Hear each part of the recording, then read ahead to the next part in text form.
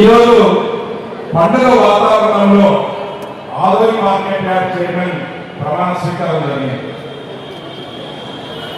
ముఖ్యంగా మూడు పార్టీల నాయకులు, ఎమ్మెల్యే గారు, ఇన్ఛార్జి గారు, అలాగే ఎమ్మెల్సీ గారు అందరూ కూర్చొని మంచి సాంప్రదాయ పద్ధతిలో ఈరోజు ఈ మార్కెట్ యార్డ్ని ఎట్లా ముందుకు తీసుకోవాలా ఏమీ లేదనే ఆలోచనతో ఉన్నటువంటి వాళ్ళకు వచ్చింది. పదవుల పంపకంలో చంద్రబాబు నాయుడు అయితేనేమి, ప్రభుత్వం అయితేనేమి ఏఎంసీ అంటే అగ్రికల్చర్ మార్కెట్ కమిటీ మంచి అనుభవం ఉన్న వాళ్ళకి ఇస్తే మా ప్రభుత్వానికి కూడా మంచి పేరు వస్తుంది. కొన్ని చిన్న చిన్న పొరపాట్లు జరిగితే ఎంటైర్ స్టేట్ ఎఫెక్ట్ అవుతుంది. మననే చూశాం. కర్నూలు మార్కెట్ యార్డ్ ఉల్లిగడ్డ మనం పండించాం, దానికి రేటు పడిపోయింది.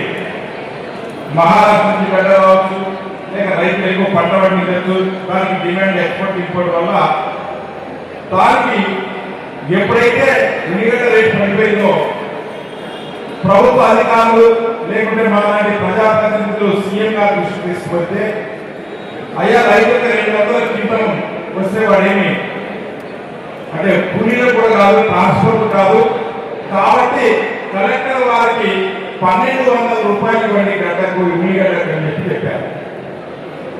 1200 రూపాయలు ఎప్పుడైతే గవర్నమెంట్ అనౌన్స్ చేసిందో రైతులు తండోపతండాలుగా వచ్చారు. ఎందుకంటే కష్టంతో ఉన్నాడు కాబట్టి ప్రభుత్వం చంద్రబాబు నాయుడు మంచి రేటు ఇచ్చారని వచ్చారు. అక్కడ ఏసి కర్నూలు వారు సరిగా అవగాహన లేక అక్కడ మార్కెట్ కమిటీ కావచ్చు, మార్కెట్ సెక్రటరీ కావచ్చు, మొత్తం మహబూబ్ నగర్, రాయచూరు, బళ్ళారి నుంచి ఉల్లిగడ్డ వచ్చింది. ఒక్కసారి రావాల్సిన అలవెన్స్ ఎక్కువ తక్కువ వచ్చే లోపల మార్కెట్ యార్డ్ కొనేవాళ్ళకి కానీ అమ్మేదానికి కానీ నిలబడేదానికి కూడా లేదు. ఇది ప్రభుత్వానికి తెలిసే లోపలే ఇంకా మనకున్న ప్రతిపక్షానికి పని పడలేదు.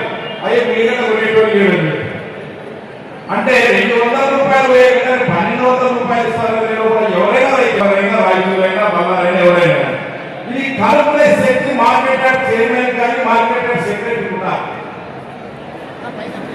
ఇది రాజకీయ పదవులు మేము ఏం బాగా చేస్తామంటే నాయన దినాలు చేయబోతుంటాడు, పంపబోతుంటాడు. నాకు బాగుంటుంది చేస్తున్నారు వాళ్ళ పదవి ఇస్తే అదే ఏఎంసీ అనుభవం